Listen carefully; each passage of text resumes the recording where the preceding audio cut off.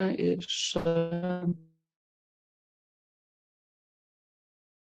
nežinau kodėl, bet man neleidžia žingsniuoti žemyn skaidruolėmis.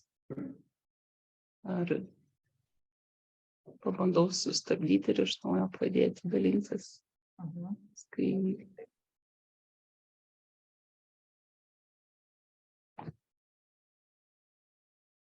Tai trumpai gyvenu Nyderlanduose 7 jau metus ir kadangi Lietuvoje dirbau taipogi švietimo srityje susijusiu su profesiniu mokymu, disertacija buvo apie profesinį mokymą ir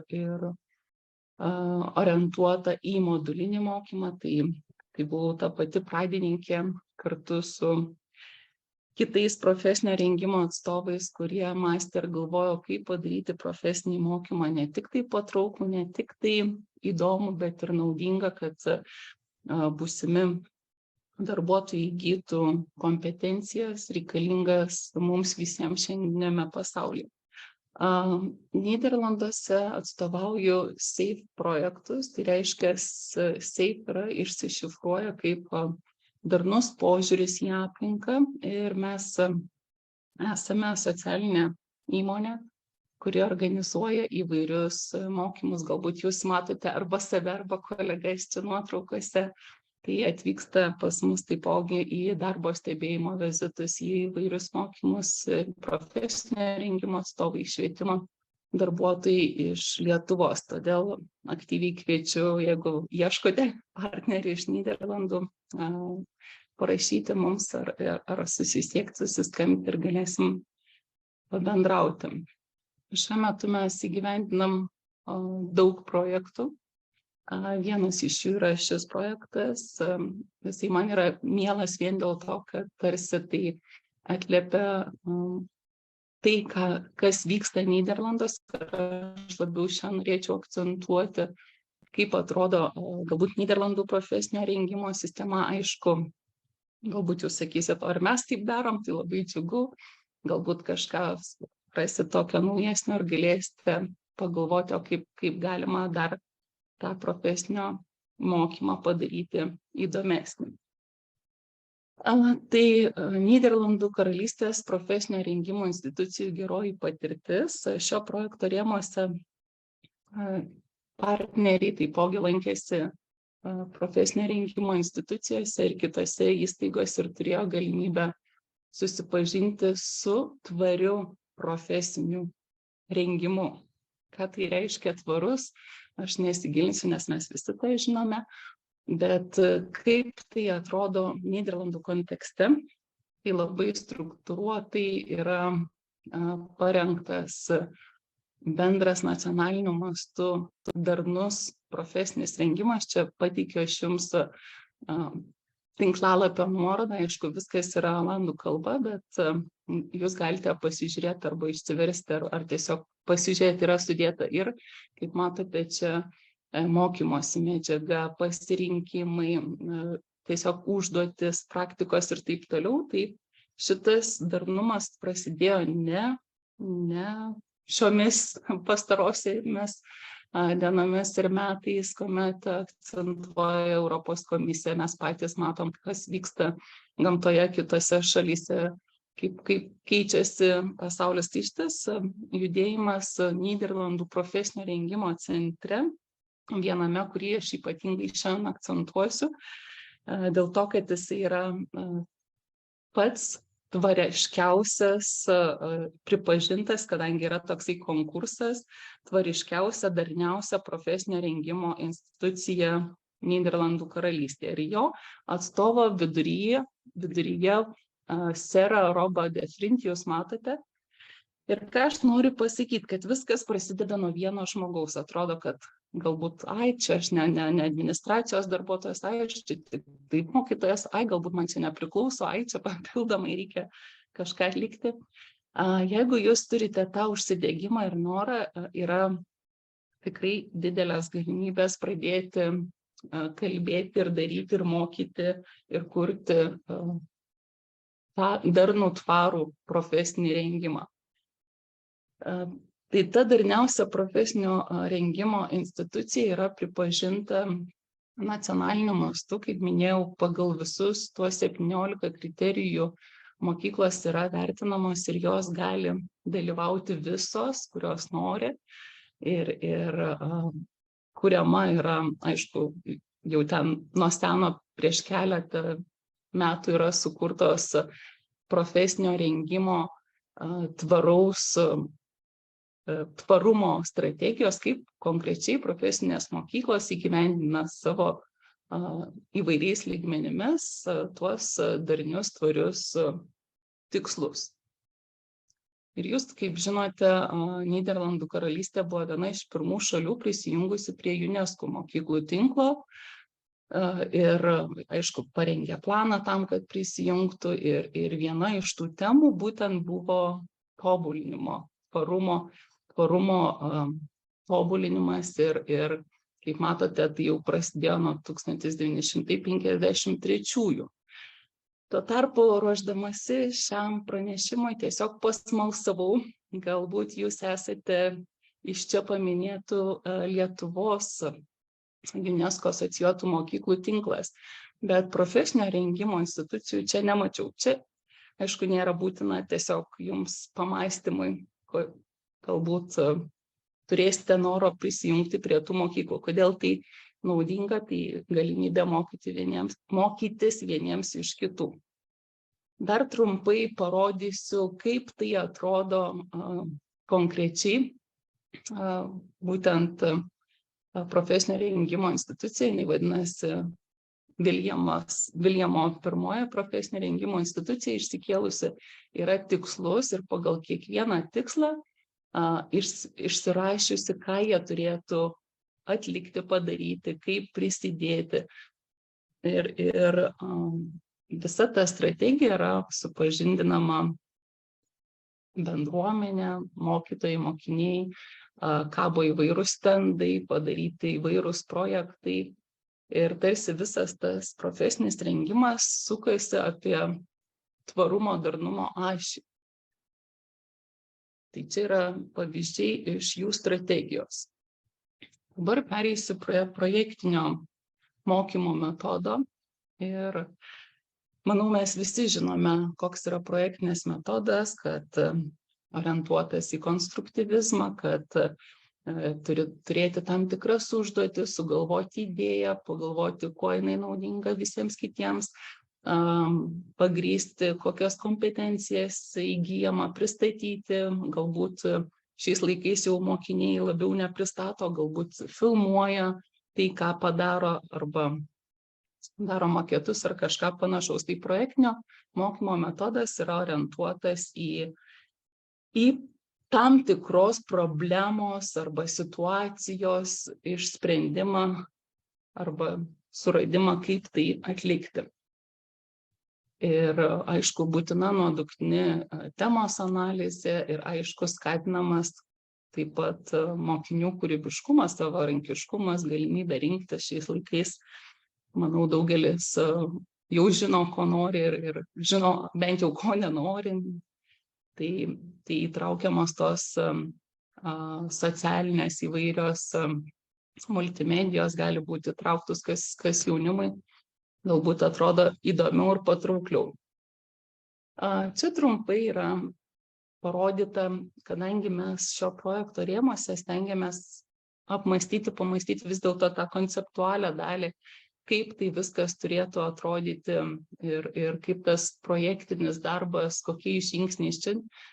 Manau, nieko naujo aš jums nepasakysiu ir neparodysiu, tiesiog, kad yra 7 žingsniai, kad yra būtinos 3 dalys, tai yra pati projektinė veikla, tada įgūdžių, kompetencijų apibūdinimas, įtvirtinimas. Kaip sakoma, jeigu sugebu pasakyti, parodyti ir įvardinti, tai reiškia, jau supratau, įgyjau ir tada projekto pristatymas ir vertinimas. O mokytojo vaidmuo yra patarėjas, vertintojas, motivatorius, konsultantas. Aišku, mokinys, kaip ir daugelis jaunimo šiais laikais, yra mokymosi centre, tai čia jau kaip ir nieko ypatingai naujo, ir tas multidiscipliniškumas, kad sujungiame skirtingus dalykus, skirtingus galbūt profesinius ir galbūt bendruosius dalykus kartu. Todėl šita tokia koncepcinė schema yra pas mus parašyta ir jūs ją galite kartu su visa mokymosi knyga atsisiųsti ir perskaityti. Projektinis mokymasis skiriasi nuo probleminio mokymosi, tai visų pirma, tai besimokančiųjų mokymosi proceso kontrolė turi būti, suteikianti galimybę priimti sprendimus dėl mokymosi tempo, tvarkos turinio, ir ypatingai yra akcentuojamas vaizdavimas, pristatymo formos ir integracija. Aišku, mokiniams, ypač profesiniai mokykloje, svarbu pačiupinėti, padaryti, sukalti, iškonstruoti, sukonstruoti, kad jie pajaustų tai praktiškai savo studijuojamos arba mokomosios temos aktualumą realiame gyvenime, ir taip atsiranda tas prasmės ir suvokimas. O kai kalbame apie darnumą, tai mato, kad darnumas ir tvarumas nėra atskiras kažkoks dalykas, o bendras. Aš atsiprašau, čia šuoloja, tai nekreipkite dėmesio. Taip pat projektinio darbo vertinimas gali būti formuojamojo pobūdžio, tai yra, kuomet mes nuosekliai stengiamės formuoti po truputį gabaliukas, įvertinti ir skatinti studentus save įsivertinti, mokinius save įsivertinti, dalintis mintimis. Ir aišku, galbūt šis metodas yra iš mokytojų. Bet pats formuojamosis vertinimas nėra pasiekimų vertinimas. Šis vertinimas padeda išsiaiškinti, ką mokiniai daro ne taip, arba galbūt jie nesupranta, į kurią kryptį krypsta, galbūt ne ten nužingsniavo, todėl jisai yra skirtas ne nubausti, bet tiesiog padėti teisingą linkme atlikti nusimatytą užduotį. Projektinio mokymosi pranašumai, tai visų pirma, kad tai yra galimybė susijęti tas kompetencijas realaus gyvenimo ir tvarumo, tai suderinti, aišku, su konstruktyvizmu ir apmąstyti patirtis, galbūt sukurti projektą, kuris yra aktualus jiems patiems mokyklai, arba išspręsti socialinę problemą iš bendruomenės gavus kažkokį tai užklausimą, užsakymą atlikti kažkokį tai X darbelį. Čia yra projektinio mokymosi panaudojimo metodai. Aš galbūt jų nevardinsiu, nes jie yra pakankamai aiškus ir galėsite vėliau pasižiūrėti šitas skaidruolės. Tai yra idėjos aptarimas, klausimų formulavimas, tai yra problemos suradimas, planavimas, kokius rezultatus norite gauti ir taip toliau. Dabar parodysiu kelis pavyzdžius būtent iš tos pačios tvarios mokyklos. Tai, kaip matote, jie turi įvairių profesijų, bet vieni iš darbų, ką jie yra padarę, tai pavyzdžiui, sukūrė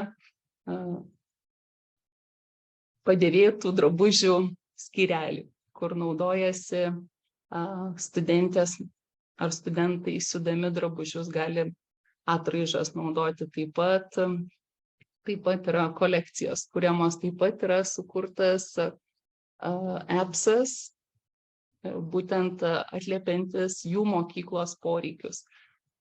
Ir daugelis kitų tokių pavyzdžių, kad prie darnumo jie stengiasi apmąstyti, kaip galėtų prisidėti. Tai aš jau nekalbu apie tuos tokius dalykus, kad mokiniai skatinami naudoti, nepirkti vandenį, o gerti iš krano esančių keliose vietose mokyklose. Taip pat jie turi mokyklą šildymo sistemą visiškai nepriklausomą nuo dujų, ir ir saulės kolektorius ir svajoja, elektrinės, aišku, mokyklos mašinos yra, ir svajoja jie, kadangi akcentuoja jie ypatingai, kad reikia mokyti jaunus žmones svajoti. Ir jie patys svajoja sukurti, pagaminti, padaryti inovatyvų saulės jėgainę ir vėjo jėgainę, tai yra ne saulės, o vėjo jėgainę, ir skirti būtent jam mokyklai, ir taip jie būtų nepriklausomi nuo elektros. Ir netgi yra jau paskaičiavę kartu su mokiniais, kiek tai kainuotų, kada atsipirktų, ir dabar jie daro įvairius projektus, kaip tai gyventi, kokios formos. Tai matot, irgi taipogi studentai svarsto vis dėlto, kad žmogui daug nereikia. Aišku, visa kita, kaip sakau, yra puikybė, tai realiai svarsto jie, kokie galėtų būti maži namai, bando maketus, daro mažus namus ir dar integruojasi su kelių specialybių studentais. Tai pavyzdžiui, jie statybų skyrius masto ir gamina mažus namus, o dizaino skyrius galvoja, kaip įrengti būtent tvariai, kad tas namas atlieptų tvarumo principus. Tai čia vienas iš pavyzdžių, kaip studentai pristato. Taip pat jie galvoja apie skurdo mažinimą arba atskirties mažinimo, ir čia studentų irgi yra įrengtas autobusiukas, kuriuo jie planuoja atlikti mokymus, būtent kompiuterinio raštingumo mokymus, ir demonstruoja, kaip jie gali suderinti taip pat vėlgi skirtingų specialybių idėjas. Čia, kaip minėjau, būtent apie vėjo malūnus, ir jie mokinius stengiasi supažindinti su profesijomis per praktiką, ir kaip tik žingsniuoja į vėjo malūną, tada svarsto ir skaičiuoja, dėlioja ir planuoja, koks tai galėtų būti tas malūnas. Kaip matote, ant mėlyno stiebo užrašyta būtent mokyklos pavadinimas, kad čia jų yra malūnas, ir jie galvoja, kad po keletos metų galbūt pavyktų šią idėją įgyvendinti. Aišku, yra dideli pinigai, bet, kaip ir sakiau, viskas prasideda nuo vieno žmogaus, kuris stumia, traukia, padeda ieškoti finansinių galimybių, ir tas bendradarbiavimas prasideda paskui jau ne tik tai mokyklos lygmeniu, bet jau prasideda bendruomeniniu, prasideda organizaciniu, ta prasme, kad jie taipogi prašo tam tikriems projektams ir savivaldybės paramos, ir nacionaliniu mastu. Tai va, tas bendradarbiavimas yra ypatingai svarbus, ir projektinės srities užklausos taipogi jos tarsi turėtų ateiti iš tos praktinės pusės.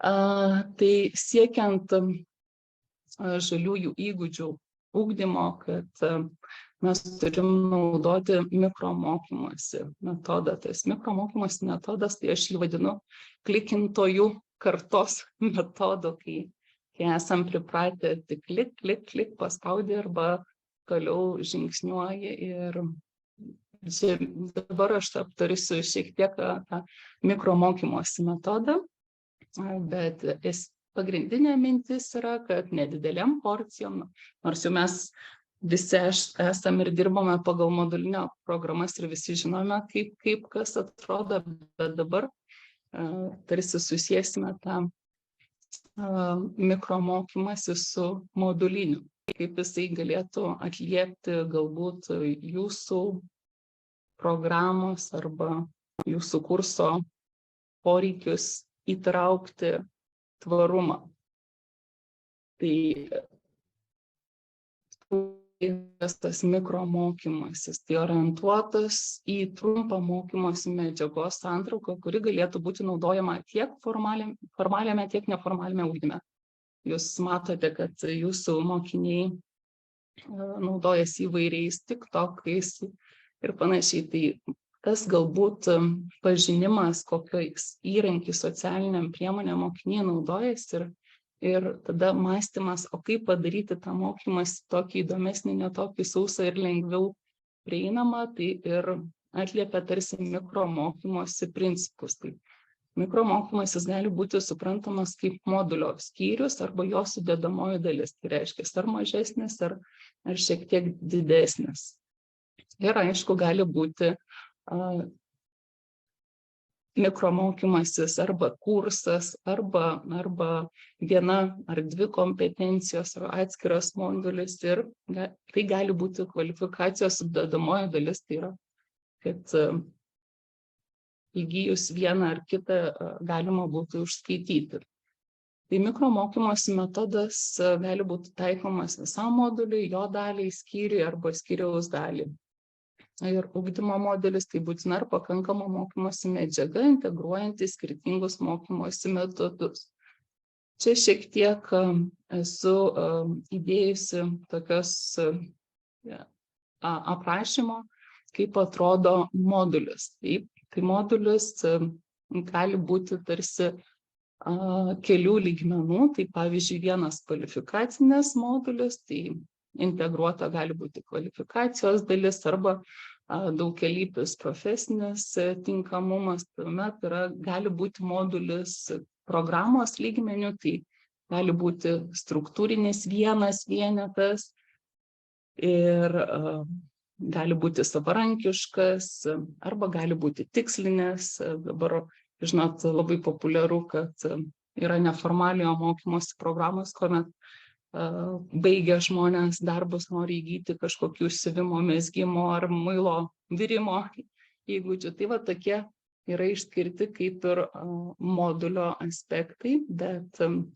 kodėl aš juos miniu? Tam, kad mes galėtume pamatyti, kad vis dėlto tas kompetencijos, jos susideda iš mažų dalių ir tos mažos dalis gali būti mikromokymosi elementai. Tai formaliai kompetencijos įgijimas gali būti mažom dalimis įgijamas per mikromokymus. Čia jau kaip ir paminėjau tą patį. Tai dabar mes žinome apie atvirusius mokymosi šaltinius ir šio projekto rėmuose mes taipogi sukūrėme orientuotus mikromodulius, mikromokymosi porcijas tokias, būtent kurias galbūt jūs galėsite ir norėsite pritaikyti savo darbe arba jas įvertinti, kad galėtume mes patobulinti. Tai mokymosi metodikos. Mikromokymosi metodika orientuota į pripažinimą, įgytų kompetencijų ugdymą. Jau čia šiek tiek kartoju ir apibendrinu. Ir modulis suvokiamas kaip sudėtinis elementas ir jame gali būti mikromokymosi požymių ir struktūrinių tam tikrų savybių. O kas yra svarbiausia? Tai svarbiausia yra prieinamumas, lankstumas, funkcionalumas, aiškumas, koncentruota mokymosi medžiaga, kad būtų, žinot, kartais tas mokymasis įvyksta nebūtinai formalioje aplinkoje, kartais galbūt užtenka pasidalinti neformalioje aplinkoje apie tvarią temą arba problemą ir tuomet galima iš to sukurti mini ar video ar pranešimą ir pasidalina, žinot, jaunimas žymiai greičiau ir patogiau.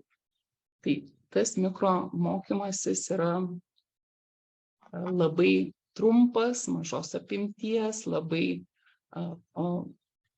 aiškus, nuoseklus, lankstus ir jisai yra autonomiškas. Tai reiškia, kad mes jį galbūt galime integruoti ar pasinaudoti kitose dalykuose. Kas čia? Burzgė.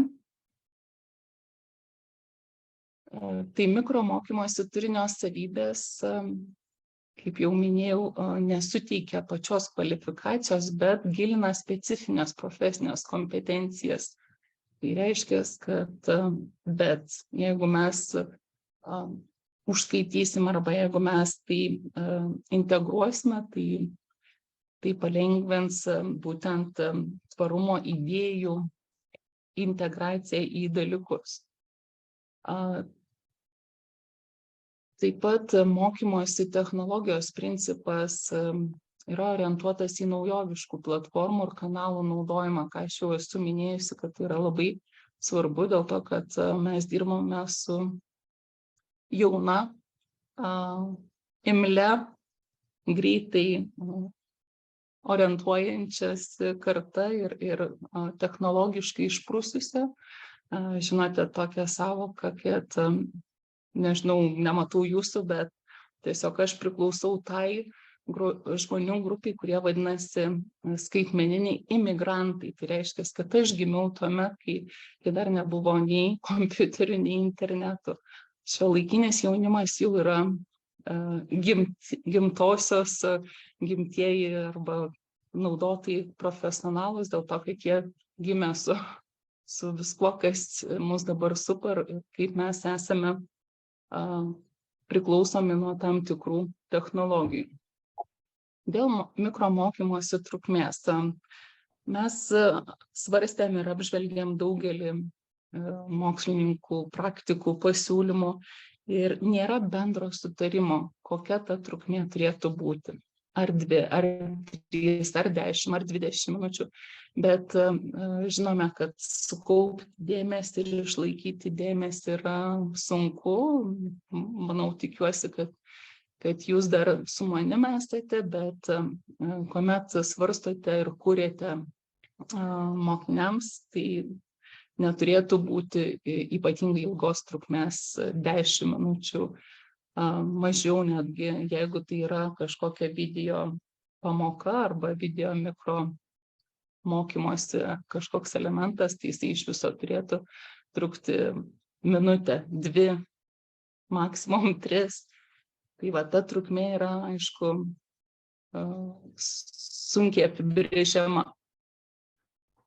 Mikromokymosi metodai, tai tikslas kurti turinį, tenkinantį tikslinės grupės poreikius, interesus ir skatinti domėjimąsi, plėtoti internetinį mokymąsi. Ir svarbiausias yra besimokinančių jų įtraukimas, įsivertinimas ir sąveika naudojamas priemonės. Gali būti mikropaskaitos, interaktyvios lentos naudojimas, kinetinė teksto animacija, pristatymai, trumpi vaizdo įrašai, aiškinamieji vaizdo įrašai. Ir kur tai gali būti patalpinta? Tai gali būti patalpinta įvairiose platformose, atvirose platformose. Dažniausiai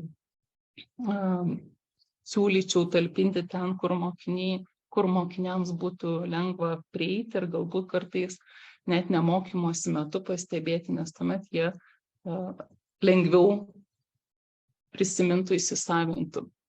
Tai gali būti tiek vizualizacija, tiek klausimų atsakymų formai, kaip vadinasi tos ar puzlės, ar kortelės, ar simulacijos, ar informacinė infografika, ar sąrašo infografija. Tai daugelis gali būti šaltinių ir būdų, kaip tai padaryti.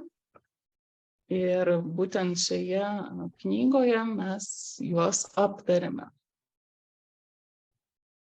Taip pat pristatome galimus rasti nemokamus mikromokymosi kursus. Taip pat pristatome, kokios jau yra pažengusios profesinio rengimo institucijos būtent tvarumo srityje ir galite pasižiūrėti jų pavyzdžių. Šiaip keli iš šitų pavyzdžių yra paminėti ir čia. Tai pavyzdžiui, Bulgarijoje yra veikianti platforma, kuris sukurta remiantis dokumentiniu filmu, kuris vadinasi Šiukšliadėžė, kuris tiria pasaulinio šiuolaikinio vartotojiškumo poveikį užterštumui.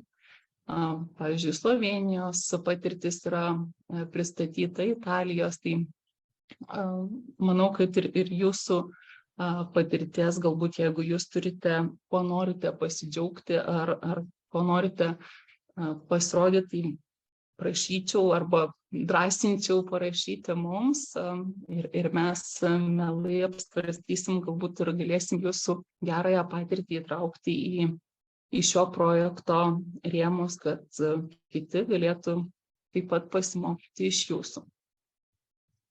Čia keletas pavyzdžių, kaip ir kur galima viešai rasti mikromokymosi kursus, kaip jie atrodo. Aš apie mūsiškius nešnekėsiu, dar sugrįžtant prie tos mokyklos, pačios darniausios Nyderlandų karalystėje, tai yra keli pavyzdžiai, kuomet studentai, mokiniai nusprendė, kad reikia jiems padaryti šiukšliadėžes truputėlį įdomesnės ir kad mokiniai galėtų, pavyzdžiui, išreikšti savo nuomonę. Kokios šiandien, pavyzdžiui, esu nuotaikos, ar liūdnas, jei liūdnas, ten metu šiukšlę, jei pavyzdžiui, geros nuotaikos ten, jeigu, tarkim, naudojasi WhatsApp programėlė ten, tai tiesiog mažinti aplinkui mokyklą nuorūkų skaičių ir mąstyti, kad vis dėlto kiekvienas mūsų veiksmas, tai čia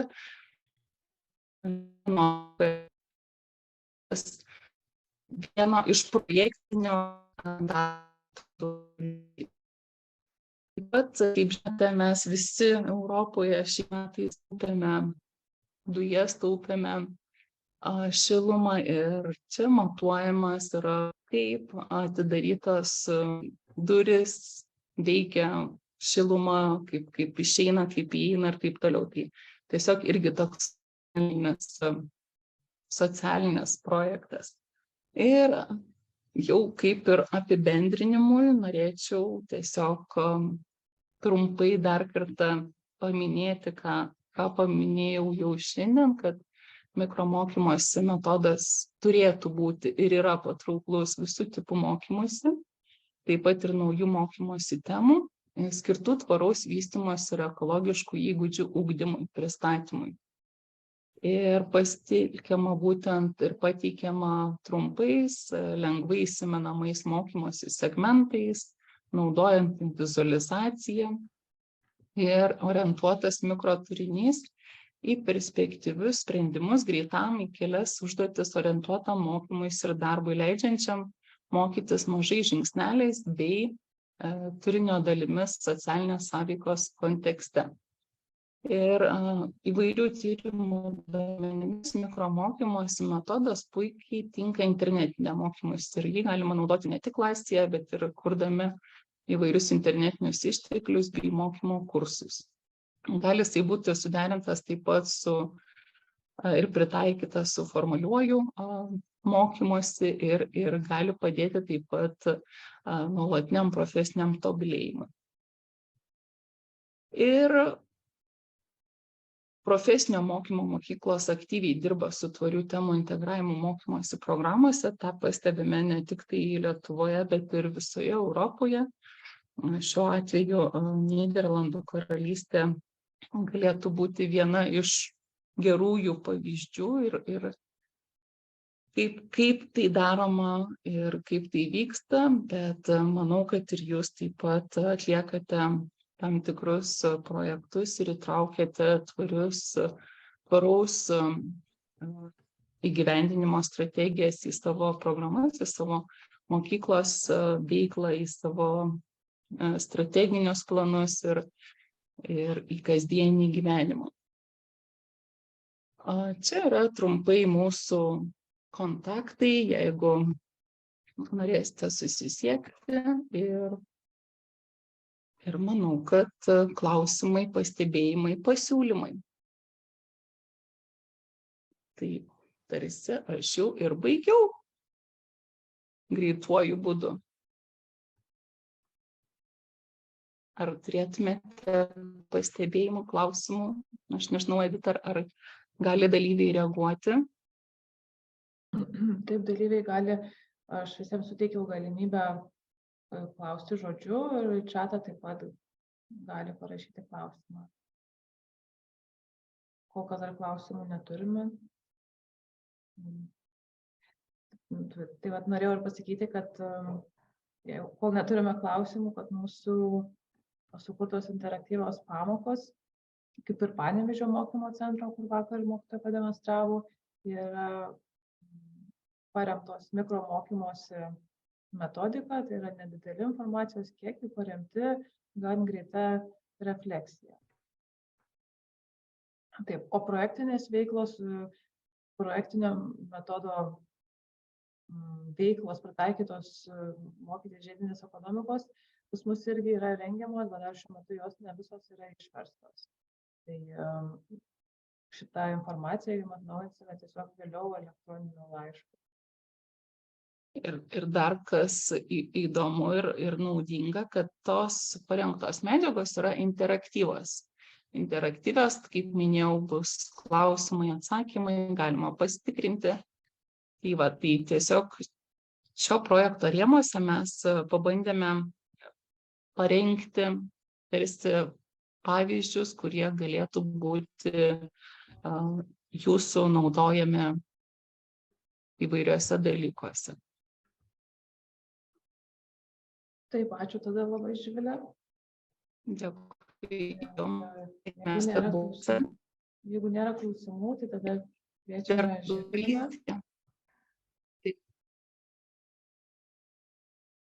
Kviečiame Žilviną iš Kėdainių profesinio rengimo centro papasakoti šiek tiek daugiau apie pamokų šablonus. Diena visiems. Esu Žilvinas Kapočius iš Kėdainių profesinio rengimo centro. Anglų kalbos ir geografijos mokytojas. Taip pat dalyvauju šiame projekte. Ir vykdom įvairias veiklas ir viena iš tų veiklų, aišku, buvo po antrojo rezultato, tai yra...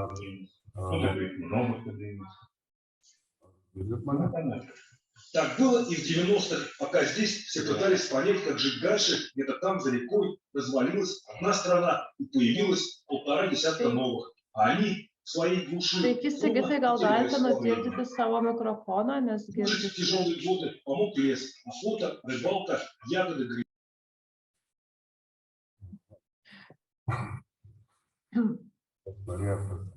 Pakalbėti žmonėmis. Tai va, ir truputėlį pristatysiu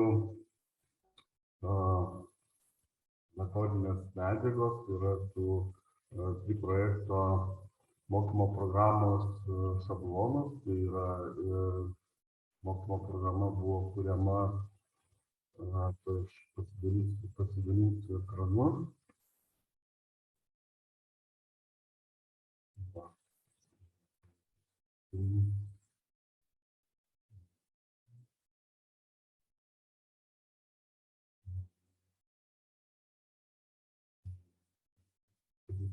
Visą ekraną.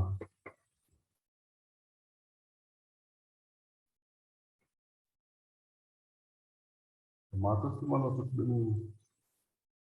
Matome, bet matome jūsų darbinį langą, tai jeigu norite dalintis tiesiog skaidre, tai reikėtų dalintis sustabdyti dalinimąsi ir per naują dalintis tiesiog ekranu ir paskui parinkti skaidres.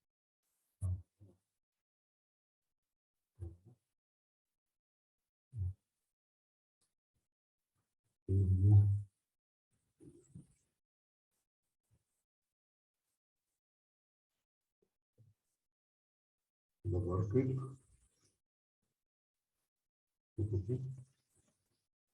Negirdėti.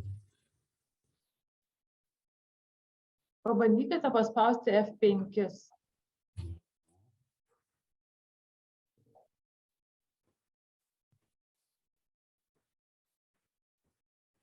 Arba tada mygtuką apačioje, kad tiesiog vieną skaidrę rodytų per visą ekraną.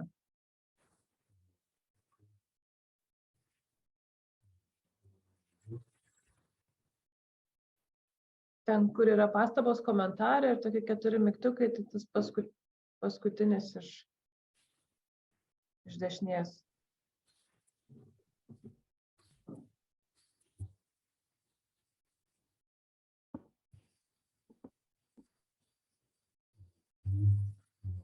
Nesvarbu, Žilvinai, manau, kad ir tai šnekėti. Aš siūlyčiau šnekėti ir taip nesigaišinti ir žmonių negaišinti. Tvarkoj. Tada projekto rezultatas yra projekto mokymo programa, kuriai šito rezultato kūrime pagrindinį vaidmenį, sakykim, atliko ką tik kalbėjusios Živilės organizacija Safe Project iš Nyderlandų ir ją buvo siekiama sukurti mokymo programą profesinio mokymo centrų ir be abejo profesinio mokymo centram didesnis vaidmuo ir bendro lavinimo mokyklų mokiniam medžiagą, informaciją apie žiedinę ekonomiką ir tvarumą.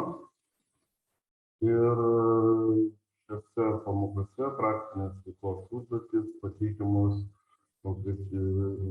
pateikiamos konkrečios instrukcijos mokytojams, kaip vykdyti vienokią ar kitokią veiklą. Ir kaip jau buvo minėta ir praėjusiose dienose, ir šalia tos veiklos yra parengti trumpieji klausimai.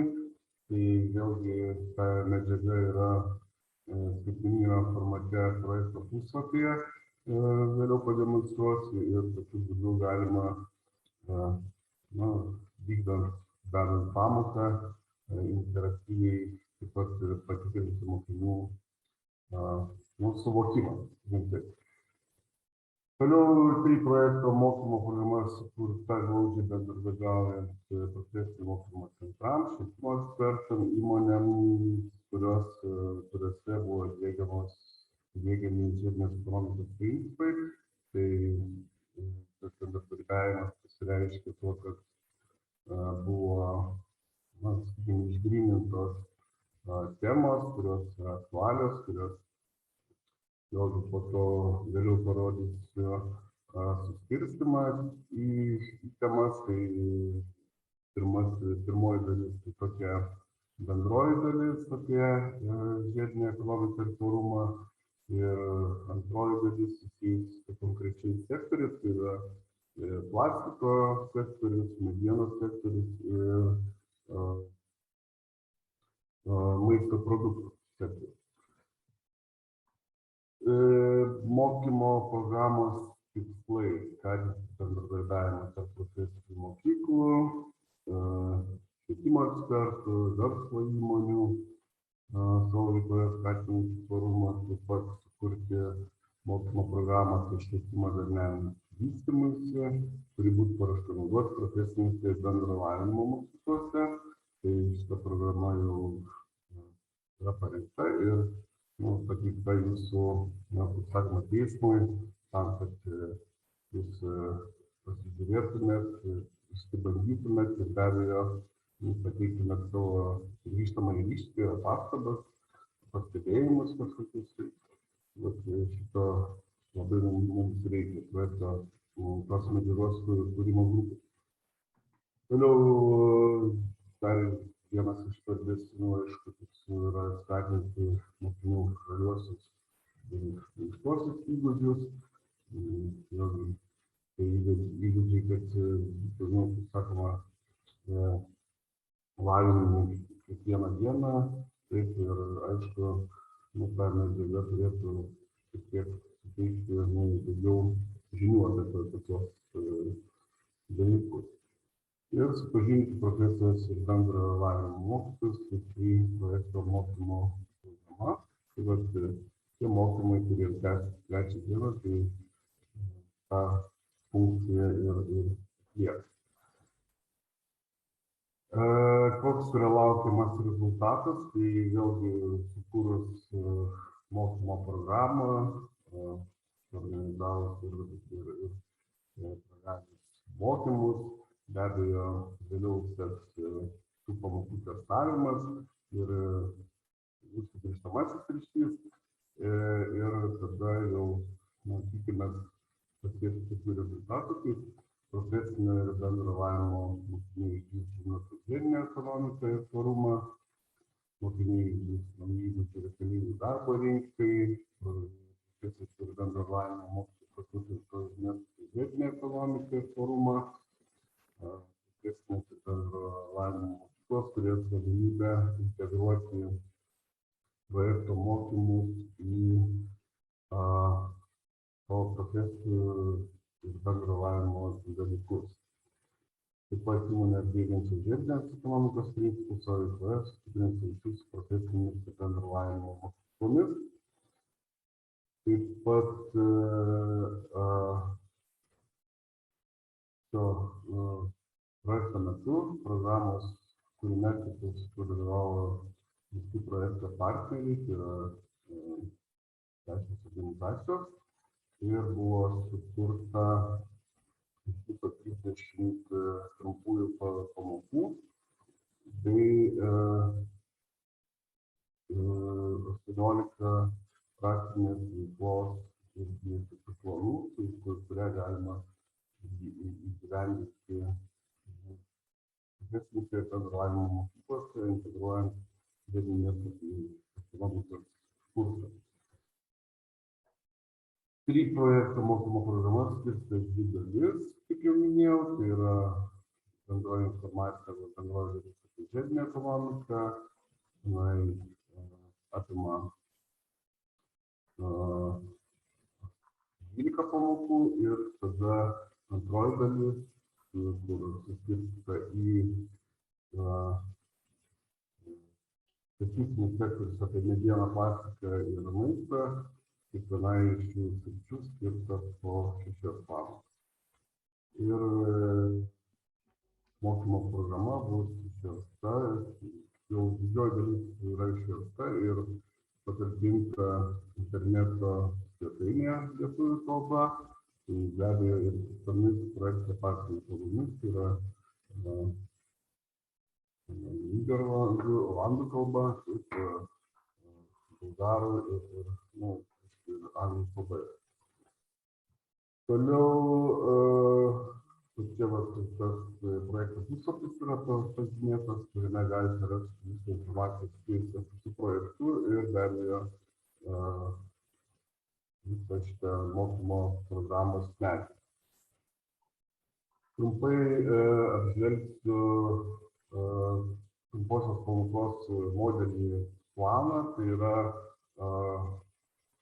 bordinis dokumentas, kuris skirtas kaip pagalba mokytojai apie, sakykime, toks kaip pamokos planas ir aš taip pažinsiu su tais dalykais, su tomis sritimis, kas yra tame plane paminėtas. Tai kiekviename plane yra tokia dalis, kuri išskiria, kokiai sričiai yra skirta konkreti pamoka, tai pirmai daliai bendra informacija apie tvarumą ir žiedinę ekonomiką arba tai specifiniai ar daliai apie medienos sektorių, plastiko arba žemės ūkio maisto produktų sektorių. Tai kiekviena pamoka yra konkrečiai įvardinta. Toliau pagal Europos kvalifikacijų sandaros lygmenį, kokį lygmenį atitinka viena ir kita pamoka, tai iš viso yra 8 lygiai ir to čia yra pateiktas būtent 3 lygio aprašymo pavyzdys, tai kokios žinios, kokių žinių yra siekiama šioje pamokoje, kokie įgūdžiai yra lavinami ir kokia atsakomybė ir savarankiškumas yra taikomas. Kita dalis bendrieji mokymosi tikslai pagal Blumo taksonomiją, tai irgi įvairūs dalykai skatinami pamokoje, tai kurti, vertinti, analizuoti, taikyti, suprasti ir čia plačiau galima pasakyti būtent toje svetainėje. Toliau specifiniai mokymosi tikslai ir be abejo su kolegomis pasitarę, mes sprendėme, kad vienoje pamokoje reikia iškelti ne daugiau kaip 3 tikslų, kadangi vėlgi grįžtam prie to, kad šitas kursas būtent sukurtas kaip trumpųjų pamokų kursas, kurios kurių trukmė irgi yra mažesnė negu įprastinės pamokos. Kitas sritis yra kognityviniai, socioemociniai ir elgesio rezultatai. Tai tie dalykai yra paimti iš darnaus vystymosi tikslam dokumento ir kiekvienai pamokai irgi priskiriami tinkami punktai, atitinkamos sritys, pagal kurias yra pamoka parengta. Toliau kokie žalieji įgūdžiai atsižvelgia, į kuriuos žaliuosius įgūdžius yra atsižvelgta pamokoje, tai irgi pagal atitinkamą pamokos temą irgi yra įvardinami tam tikri įgūdžiai, kurie yra lavinami, kurie yra svarbus būtent toje pamokoje.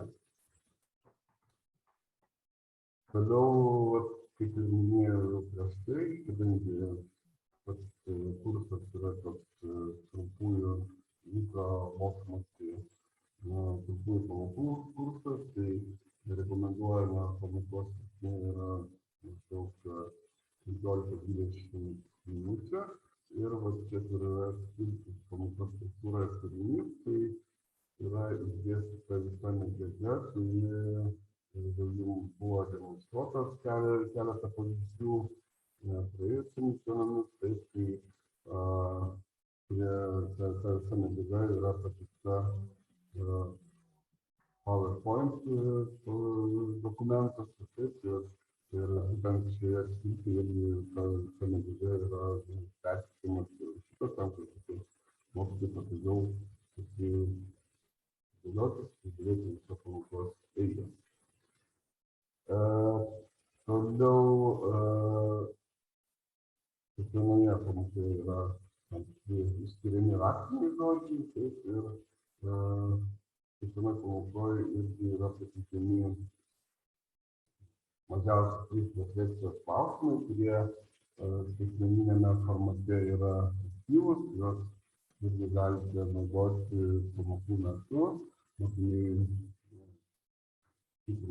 refleksijos, taikant refleksiją, tai gali atsakinėti tuos klausimus ir žinoti teisingus atsakymus. Tai skaitmeninėje medžiagoje tie klausimai yra aktyvūs ir aišku, rodomi papildomi šaltiniai. Tada vėlgi ir galėjote pastebėti PowerPoint dokumentuose, kai buvo pristatomas tam tikros pamokos, pateikiamos piktogramos, kurios vėlgi atkreipia dėmesį į tai, kokia informacija yra pateikiama ir ką tą informaciją galima daryti ir kokius dalykus reiktų atkreipti dėmesį. Ir galiausiai kiekvienos pamokos autoriai bus nurodyti. Dabar šitoje skaidrėje jūs matote trumposios pamokos modelio plano pavyzdį, kaip tai atrodo paruoštas šablonas, planas. Ir internetinėme puslapyje, šalia tos pamokos, kuri yra įskaitmeninta PowerPoint dokumente, yra ir pateiktos instrukcijos mokytojams, pagal kurias būtent tokiu formatu jūs galite juos pažinti ir pasirengti tai pamokai. Toliau trumpai apie praktinės veiklos modelį, kuris didžioji dalis sudedamųjų dalių yra tokios pačios kaip ir trumposios pamokos, tačiau truputėlį keletas tokių punktų yra skirtingų, tai yra pateikiama vieta, vėlgi rekomendacijos, kur galima atlikti vieną kitą veiklą, tai lauke, viduje, toliau įvardyjamas specifinės vietos reikalavimas ir tokių priemonių reikia vienai kitai praktiniai veiklai atlikti, vyriausybės konkrečiai ir mokytojas gali priemonės ir vykdyti tą praktinį veiklą. Toliau taip pat yra pateikiamos detalios instrukcijos, kaip vykdyti veiklą nuo planavimo, nuo darbo organizavimo, skirstymo į grupę ir kitų dalykų. Ir pateikiama vertinimo priemonė arba metodika, kaip praktinė veikla gali būti įvertinama. Ir čia matom irgi jau praktinės veiklos plano pavyzdį.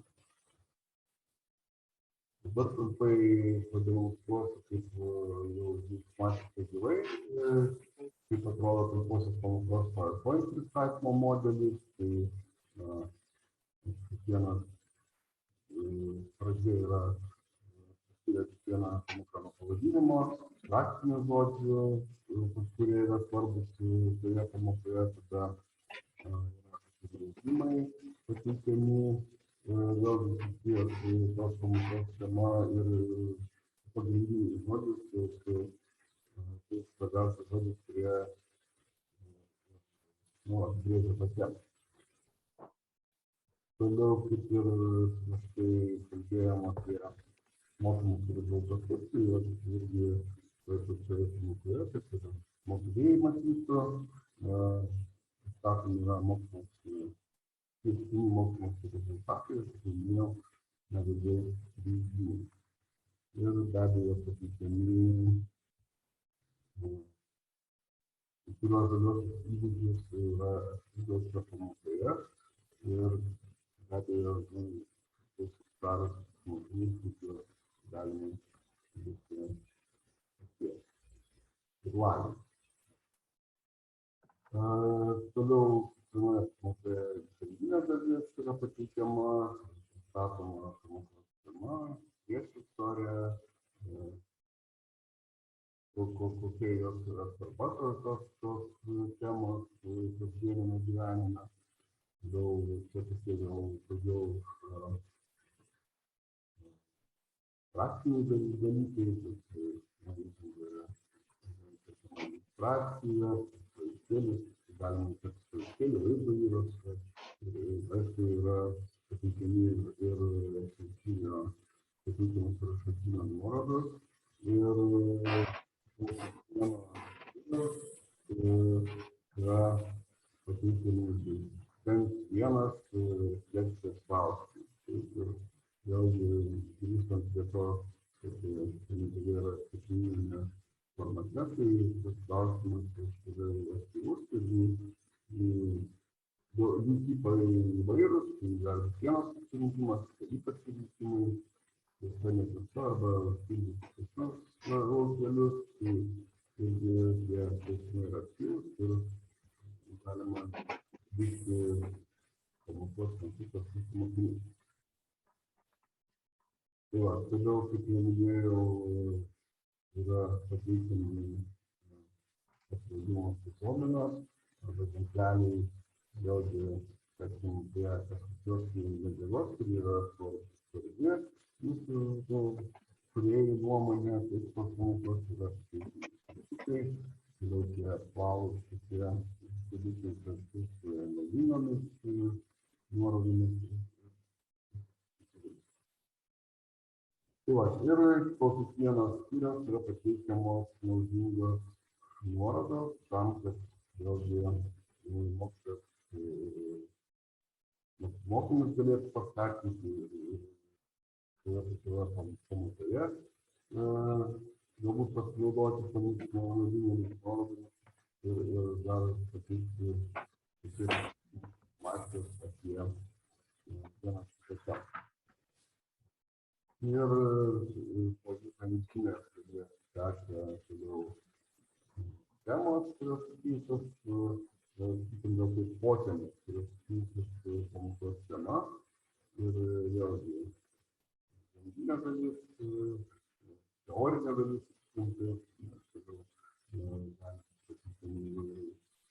iliustracijos, video įrašai, garso įrašai. Ir tada vienas keli klausimai refleksijai ir naudingas nuomonės. Ir po to dar tos ypatingas antroje dalyje, tai yra specifinių sektorių, apibūdinimas ir skaitomos temos susijusios su būtent antrąja ta dalimi, tai yra plastiko, medienos ir maisto produktų sektorius.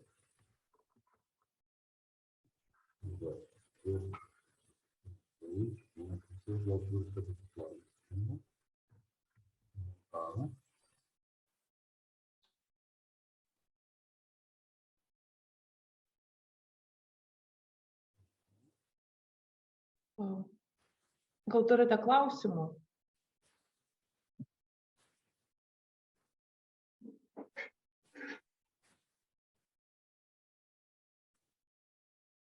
Galite klausyti žodžiu arba į pokalbių langą įrašyti.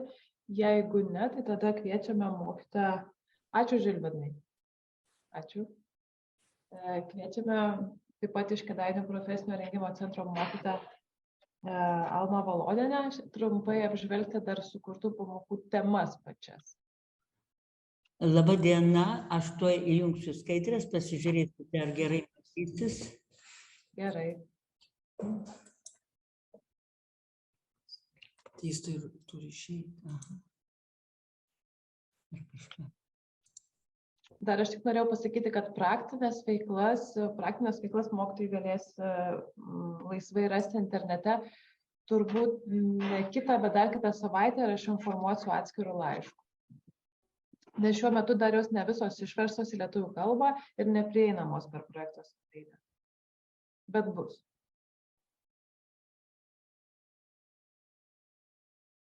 Telefonu. Reikia, kad Žilvinas išjungtų. Ai, taip. Žilvinai, sustabdykite savo dalymąsi.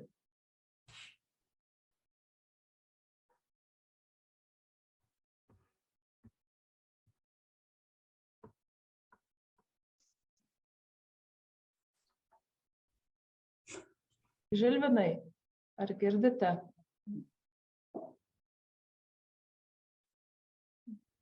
Aš dabar padariau, kad galėtumėte dalintis, Alma, pabandykite. Va.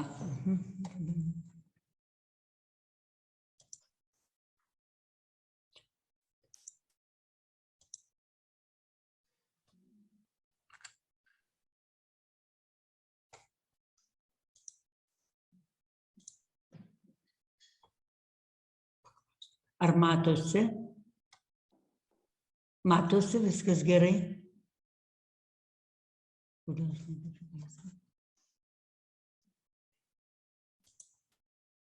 Edita užsimūtinus to. Aha, gerai, viskas. Kiti matote turbūt, ar ne? Pabandykite gal išdidinti su F5 klavišu arba su mygtuku apačioje esančiu. Tai viena skaidrė būtų per visą ekraną. Tada bus patogiau visiems žiūrėti ir matyti smulkesnį. Mes matom per visą ekraną, o jūs ne? Mes matom per visą ekraną, jūs ne? Dar kartą pabandykite dalintis savo visų ekranu ir tada įjungti skaidres ir tada įjungti rodymo režimą.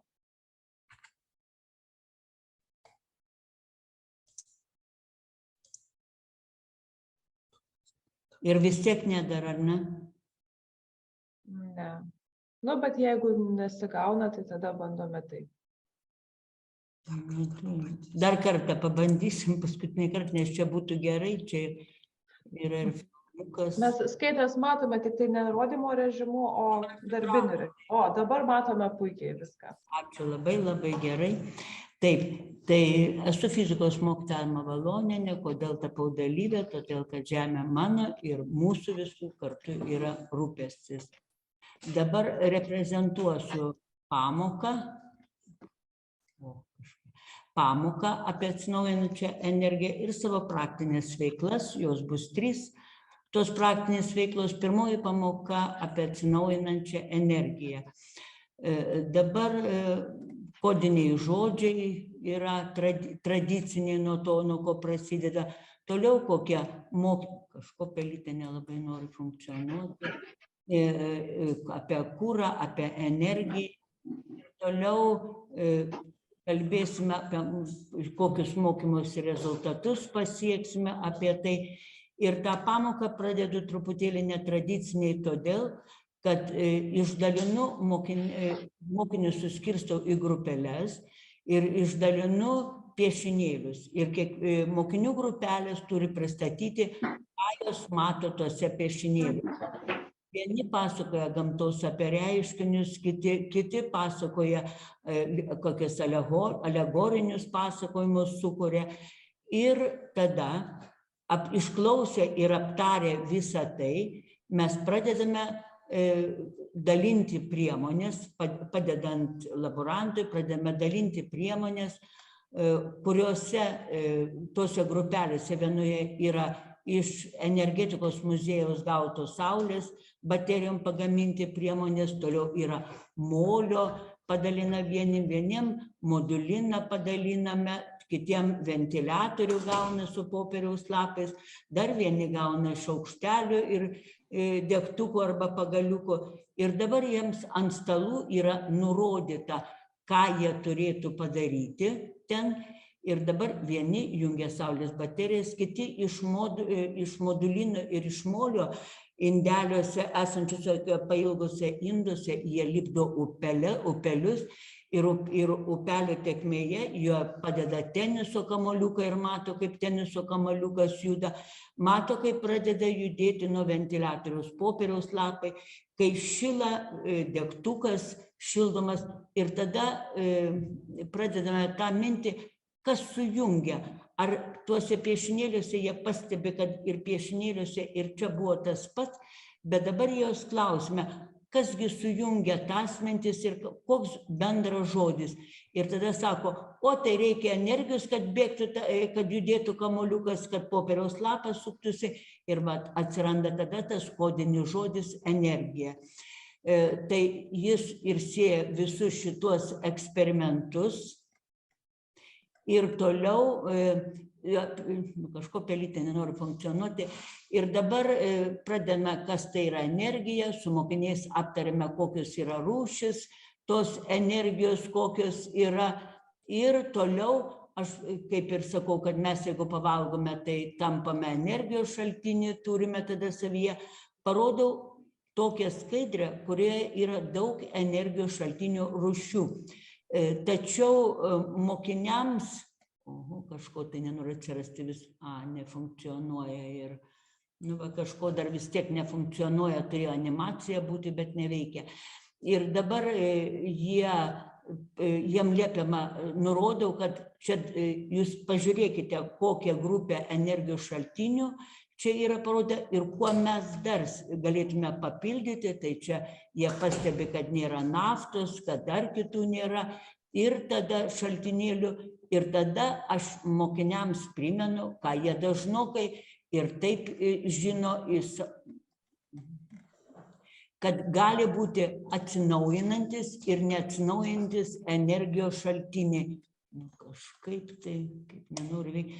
Dabar taip, neatsinaujinantis šaltiniai paaiškiname, kokie jie, parodome, kurie yra tie šaltiniai. Ir gal čia reikės spaus, gal per tą veiks, pabandysiu aš paskui. Ir nurodau mokiniams neatsinaujinančių šaltinių. ir parodo mokiniams apie neatsinaujinančių šaltinių, kažkas nuvatvės, kur gal trūkumus, o atsinaujinančių privalumus. Tai darau sąmoningai, jau jie susipažįsta, kas yra tokie ir tokie šaltiniai, ir tada pasakau, pažiūrėkite, paieškokite internete, pagalvokite apie savo turimas žinias, ar tikrai vieni turi tik trūkumus, o kiti tik privalumus. Tai mokiniai tikrai prisimena, kad kažkuo geri ir vieni yra, kažkuo geri ir kiti. Tai taip mes palaipsniui pradame vystyti toliau šitą temą. Dabar mokiniams, kadangi jau susipažįstame ir aptarėme apie atsinaujinančią daugiau energiją, tai pristatome jo apibrėžimą tos energijos, toliau pristatome taip pat su mokiniais, dalis kažkas tai nefunkcionuoja, matyt, ne tų pačių metų yra. Ir dabar Staffordo universitete pristatoma, ką jie mano, kokia pagrindinė alternatyvios energijos, atsinaujinančios energijos šaltiniai ir kiek procentų numatoma, kad bus vartojami jau, kada jie bus brandūs suaugę žmonės. Dabar, kad patikrintume, ką įsisavino ir ką neįsisavino, mokiniams yra duodami testai, daviau, toliau yra jiems dar liepiama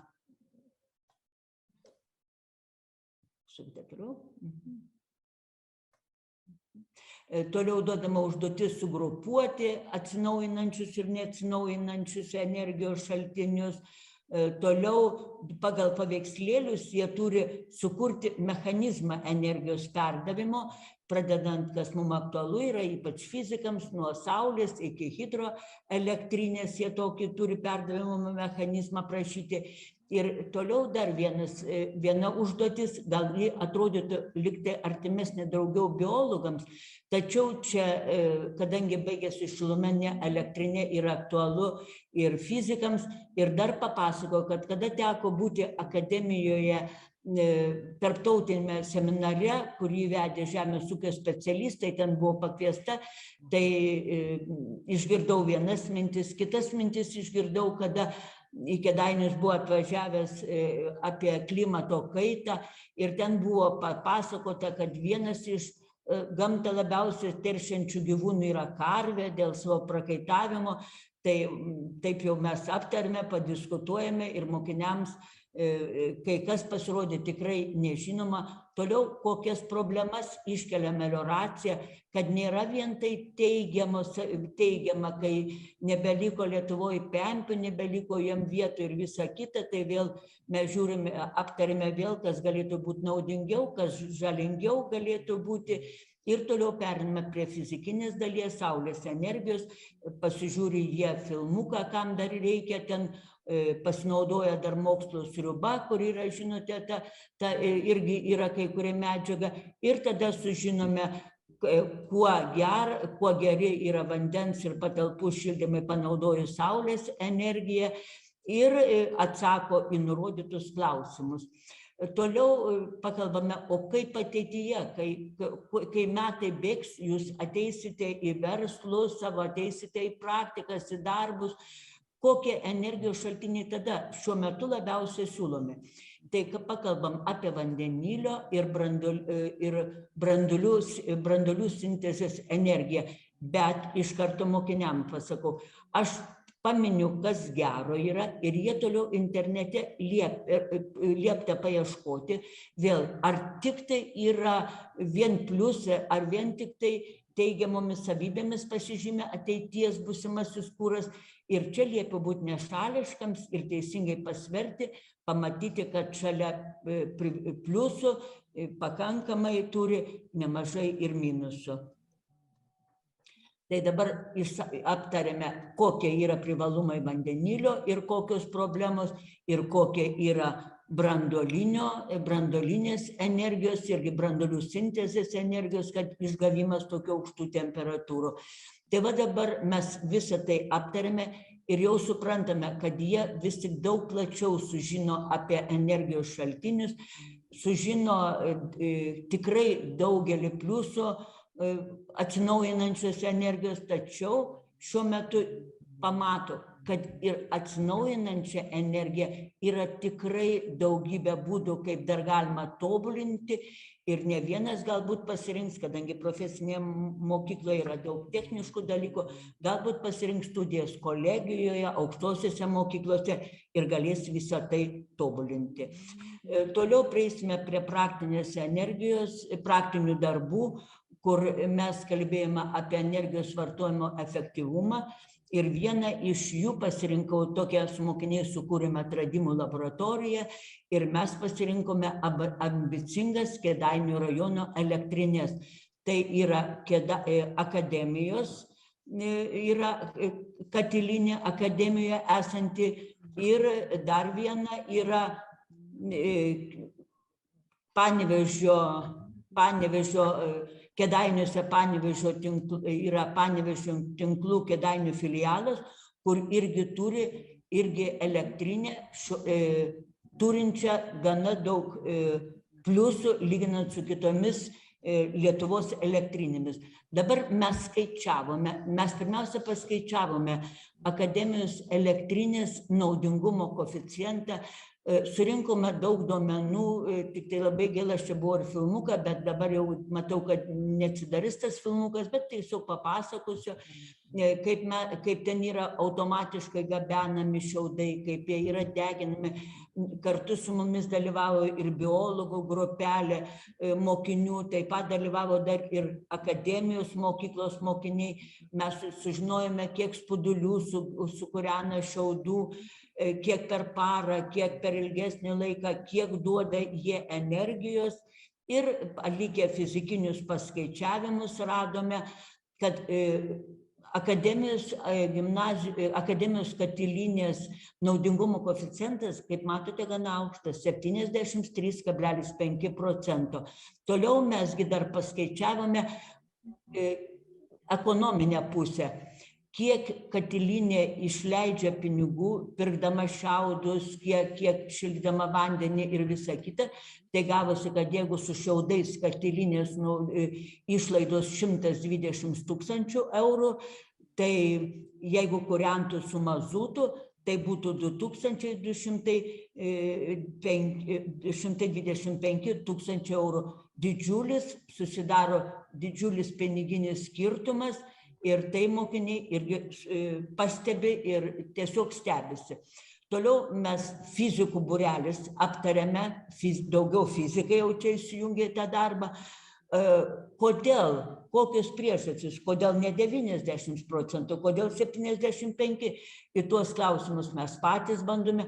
Mums ten padėjo labai taip pat dalyvavę kartu, ten labai džiaugiasi, kad mes atvykome, dalyvavę tikrai tos katilinės vadovai ir darbuotojai kompetentingi ir mes tai išsiaiškinome. Toliaugi taip pat susipažinome su Panevėžio šiluminių tinklų Kėdainių filialo katilinė ir tai išskirtinė yra tuo, kad ji tą perteklinę šiluminę energiją, kurią duoda Lifosos gamykla, tai pasinaudoja tą energiją šilumos tinklai, tiekia gyventojams Kėdainių rajono. Ir Kėdainių rajono ir pagrindė daugiau Kėdainių miesto. Tai va čia mes susipažinome su medžiaga, ten susižinojome, jeigu neveiktų, jeigu būna atostogos, kaip jie mus galėtų apšildyti. Ir va čia buvo išbandymas kaip tik, kai Kėdainių Lifosos gamykla kurį laiką netiekė. Čia vat keletas yra paveikslėlių, sakau, gerai, kad jis įmečiau jų.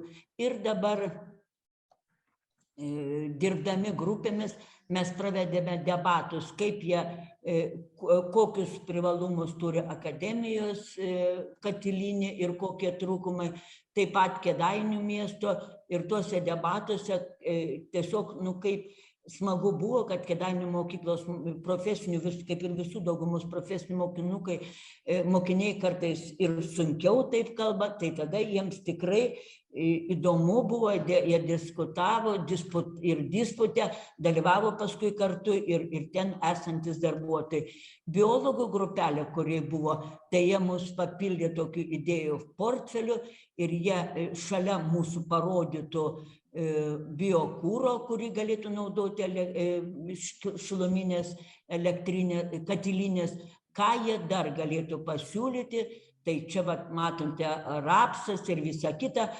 Donatas vakar kalbėdamas apie rapsą sakė, kad mes užimam laukus, kurie maistui būtų sunaudojami reikalingi, bet iš kitos pusės mes aptarėme, kad šiaudai tai yra gerai, kad mes dėka šiaudų, šiaudai pirmiausia tai yra kas? Grūdai.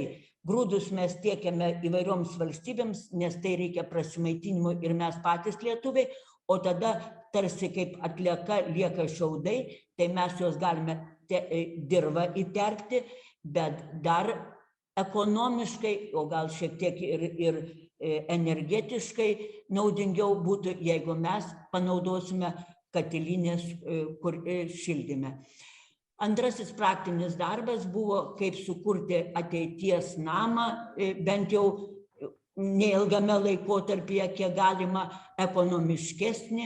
Ir tada, kadangi mokykloje Kėdainių profesinio rengimo centras šiemet renovuojamas yra ir mokomasis pastatas ir bendrabutis, o taip pat yra pas mus ruošiami apdailininkai, tai prie rinktos mums informacijos labai daug prisidėjo jų mokytojai, mes darbą atlikinėjome poromis ir jie toliau susipažino su tokiomis charakteristikomis, kadangi tai daugiau dominavimo mokiniai daugiau buvo įtraukti į tą darbą apdailininkų mokiniai, jie susipažino su klasėmis žymėjimo, su pavadinimais, ką reiškia tie visi ženkliukai ir toliau parodėme paveikslėlyje, kaip jiem reikėtų pasigaminti ateities ateities namą. Ir va dabar, ką mes padarėme, mes vėl iš antrinių žaliavų, lytkusių batų dėžių, nuo senų kompiuterių, ten visokių įrangos dėžių, mes prisigaminome daugybę va tokių eksperimentams tinkamų tarsi dėžučių, tarsi tos dėžutės tai mūsų namai. Ir dabar mes naudojame, kaip matyti, grįžkite atgal, mes naudojame keramikinę plytelę, mes naudojame keramikinę plytelę ir toliau buvo daug dėžių, vienose tikrinome, kaip priklauso, jeigu nieko nėra izoliuota ir jeigu panaudojame kaip medžiagą šiaudus, toliau jeigu naudojame poliesterį skirtą pamatams, skirtą sienoms įvairios ir kas 5 minutės įdėdavom į tas dėžes, įdėdavome po keraminę plytelę ir kas 5 minutės mes matavome, kokias gavome temperatūras. Kai kurie eksperimentai mums labai pavyko, mes pamatėme, kad tikrai šiluminės varžos pamatų yra labai didelis.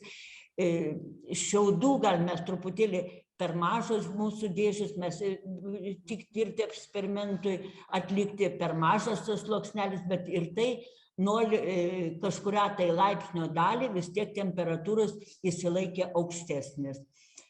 Tai va, mes čia tą užrašinėjame. Toliau dar vienas darbas, kurį mes darėme, tai mums reikėjo pasigaminti pučiamuosius instrumentus iš antrinių žaliavų. Kodėl atsirado skaičiai apie mus, aplink mus, aš to jums paaiškinsiu, nes pirmiausia mes susipažinome su mokiniais, kad su viena iš sričių, kaip tik buvo pristatymas garso, ir gal aš užbėgdama į priekį tada pasakysiu, kad mes, kai atlikome šitą darbą, taip žino, kad mes dažnokai dalyvaujame tarp Respublikos projektuose, tai mus pakvietė skaityti pranešimą skaičiai aplink mus. Ir mes pagalvojom, kaip mes galėtume iš to, ką pasidarėme iš tų antrinių žaliavų, tuo pačiu parodydami, ką galime pagaminti iš antrinių žaliavų, parodyti, kur mes čia su tais skaičiais galime sužaisti šitame projekte. Dabar pirmiausia susipažinome su pačiu garsu, apie jį, spustelkite truputėlį.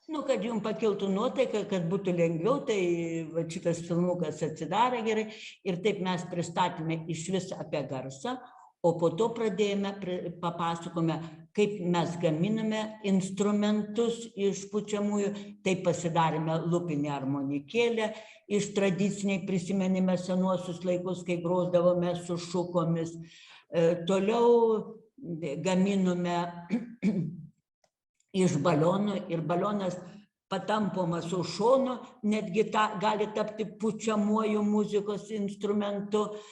Toliau mes paėmėme, suradome kavinėje, degalinėje kavai maišyti pagaliukų ir pradžioje bandėme iš ledų pagaliukų, bet mums mažiau pavyko, o netgi geriau pavyko su kavos tais pagaliukais, tai ta padavėja, kai pamatė, ką mums reikalinga, tai mums visą indą davė ir mums taip sėkmingai su gumelėmis, mums pavyko, grojo puikiai instrumentas mūsų šitas.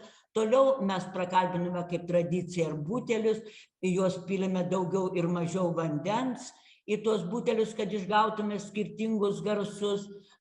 Toliau naudojame netgi vienkartinę pirštinę, kuri mums irgi tapo garso pučiamojo instrumento su šiauduku, kaip matote viršuje, iš antrinių žaliavų traškučių panaudoja dėžutės. Toliau mes panaudojame senus flomasterius, kuriuos pavertėme skudučiais. Ir tada dar darėme vieną bandymą, kur iš folijai susukti vamzdelių pasigaminome, netgi karklo parodėme dūdelę, kai galima, tik aišku, buvo tai ruduo ir karklas tada tuo metu dar neveikė, tai reikia jau čia pavasarį iš karklo, kad taptų pučiamų instrumentų. Ir dabar mes pažiūrėjome, kaip skaičių pasaulyje gali tai tarnauti ir dabar ištyrėme garso charakteristikas, garso stiprį, tyrėme garso dažnį, pagrindinės garso charakteristikas. Ir čia tiesiog, nors gal esate daugiau geografai, biologai, bet gal bus irgi įdomu, kad, pirmiausia, mes stipriai matuoti naudojame tradicinį instrumentą, dažniui matuoti mums iškilo problemų, kaip nustatyti dažnius, tai čia mums įsijungė KTU dėstytojai mielai, kol atrado vieną kompetitingą toj srity dėstytoją, tai mes ir dar patys dar truputėlį ištobuliname, kad nustatytume dažnius. Ir dabar pamatėme, kad maksimalus garso savininkas buvo lūpinė armonikėlė, kad patį aukščiausią garsą davė pirštinė, kur su pirštinė buvo bandymas. Toliau darėme tyrimą, kaip nuo pripilto vandens kiekio keičiasi garso dažnis, kuo tūris oro mažėja, tuo dažnis didėja. Toliau nustatėme, kad nuo skudučio vamzdelių ilgio taip pat ir atvirkščiai proporcingai dažnis yra trumpesnis garsas, storesnis. Netgi nuo šukų dantų tarpų taip pat pamatėme, kad dažnis irgi priklauso. Ir galų gale mes priėjome išvadas, kad antrinės žaliavos panaudotos, kad gali būti muzikiniams tyrimams, kad gali būti tvariai žiediniai ekonomikai, o kur žiediniai ekonomikai, aš tuoj pat gale pristatysiu dar vieną darbelį, paminėsiu. Ir čia keletas nuotraukų, čia mes turime ir filmuką, kaip grojo tie visi instrumentai, bet tiesiog dėl laiko stokos aš nebenoriu jūs varginti. Ten kaip tik yra, prieš tai yra filmukas, kaip jie išgavinėjo mokiniai garsus, kiekvienas instrumentas kokį davė. Ir dar vienas toks turbūt retai kam žinomas ir retai kam girdėtas, tai dar buvo, kaip galima sutaupyti energiją traukinių, įstudijavus traukinių eismą. Ir kaip vieną ekonomiškiausių, ekologiškiausių transporto priemonių. Čia daugiau eina teorinė dalis, kur Lietuvoje naudoja, kokie tinklai yra geležinkelio, toliau nuo kada prasidėjo istorija, kas tas, nuo ko tas žodis traukinys kilo, toliau kaip vystėsi Lietuvoje traukinių eismas ir nuo kada pirmoji linija buvo paleista ir kol galų gale mes priėjome prie, kiek laiko važiavo anksčiau traukiniai, kiek dabar ir priėjome prie tyriamojo darbo. Dabar, kur čia aktualumu tas tyriamasis darbas, pasirodo, kad traukiniai labai daug energijos praranda stabdymo metu. Ir dabar mes apžiūrėjome traukinių stabdymo mechanizmą visą, aptarėme, kokios rūšis gali būti stabdymo mechanizmo, kokios gali būti rūšis. Ir tada pradėjome galvoti, kaip padaryti, kad kiek galima profesionaliau išnaudoti traukinių prarandamą stabdymo metu energiją. Ir mes paskaičiavome su mokiniais, kokia yra, kiek sunaudoja kuro tada, kai važiuoja vienodu greičiu, nestabdomas, ir kiek prireikia kuro, kai traukinys sustabdomas ir vėl, pavyzdžiui, kaip Kėdainių geležinkelio stotyje, ir vėl turi pradėti pagreitėjančiai važiuoti.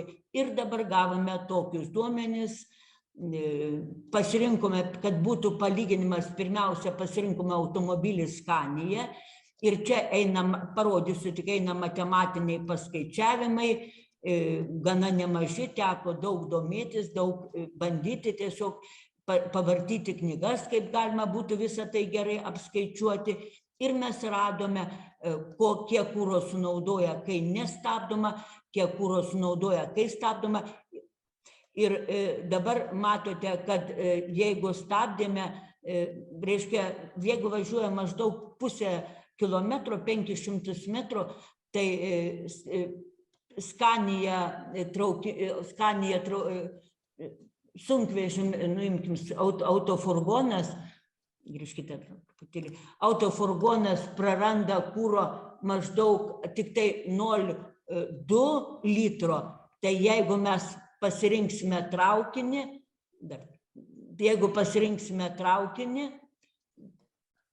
tai ten yra,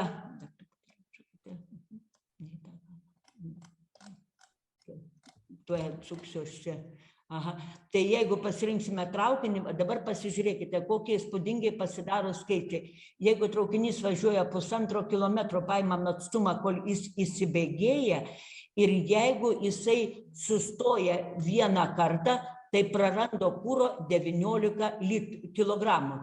Dabar, jeigu Kėdainiuose sustoja, jeigu nuvažiuojant nuo Vilniaus iki Klaipėdos, tuo pačiu ir Kėdainiuose sustoja visame tame maršrute 4-5 kartus, tai praranda, kaip matote, 500 litrų, ką galėtų nuvažiuoti virš 66 kilogramų papildomai.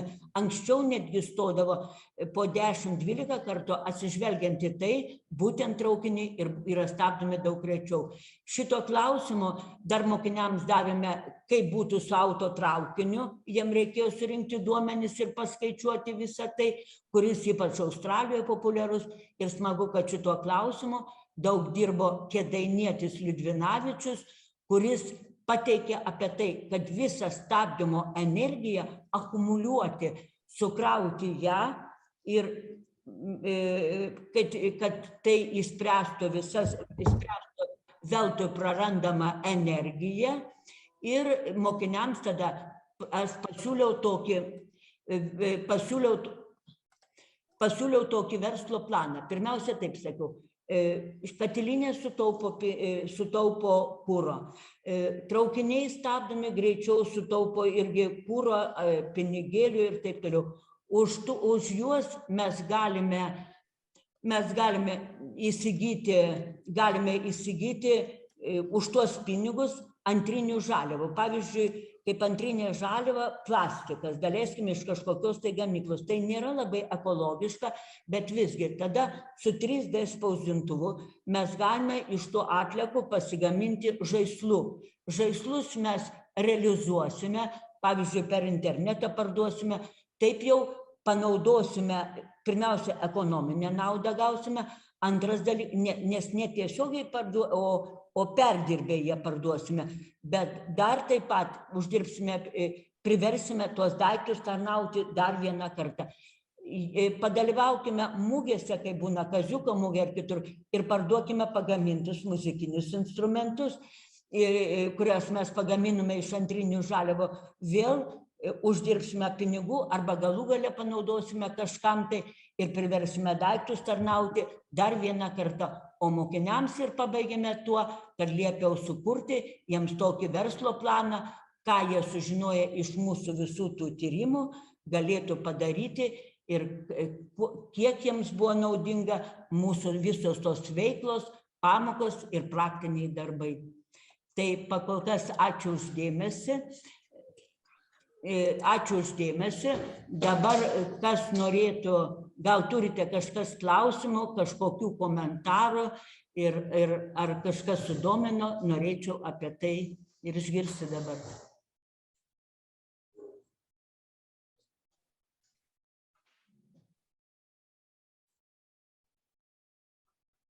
Gal parašytų kažką nors, kas nors ką. Nes čia manau, kad gal kažkiek naudos buvo ir geografam, galbūt kažkiek naudos buvo ir biologam, nes fizikų turbūt nėra čia daug. Nu, va, malonu, kad kažkam tai patiko mokytojai Aurelijai, Živilei pasirodė mokytojai irgi įdomu, tai labai smagu.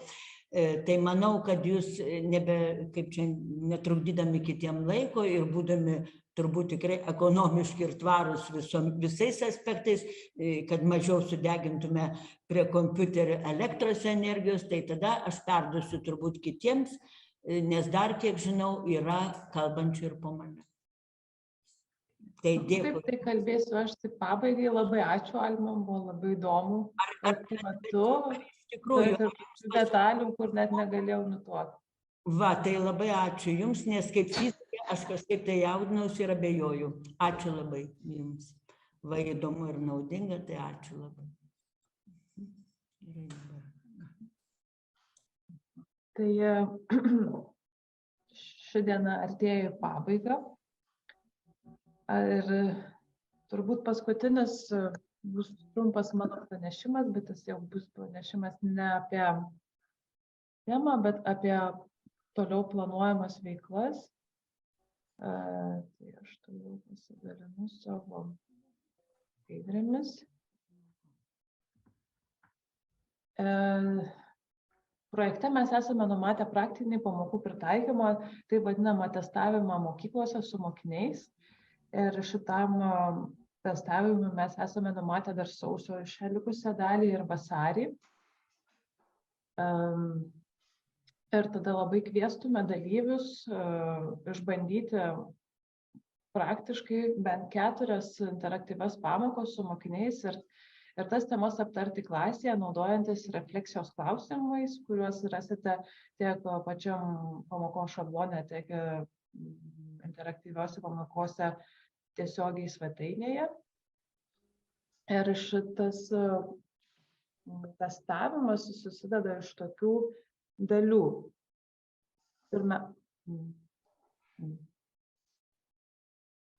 Ar jūs ką nors matote? Aš klausau. Labą dieną.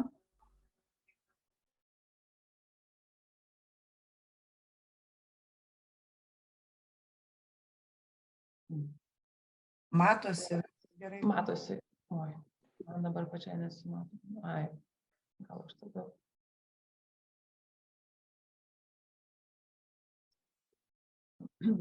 Tai mes esame sukūrę vertinimo įrankius ir pirmasis iš tų įrankių tai yra mokinių žinių ir elgesio vertinimo anketa žiedinės ekonomikos ir tvarumo srityje. Ir yra šitą anketą, prašysime, kad duotumėte mokiniams prieš mokymus ir po mokymų, pačiam gale. Tai jinai yra Google forma, online forma, ir šita forma yra skirta nustatyti pokytį, ar mokymai apskritai kažkokį padarė įtaką mokinių tiesiog įpročiams ir žinioms. Ir tada vyksta pats testavimasis, mokymasis ir kad jisai būtų patrauklus mokiniams, mes sugalvojame taip. Turime dvi dalis, bendroji apie žiedinę ekonomiką ir antroji apie specifinius sektorius plastikas, mediena ir maistas. Tai mes sugalvojome ir pateiksime testus, kurie taip pat bus online.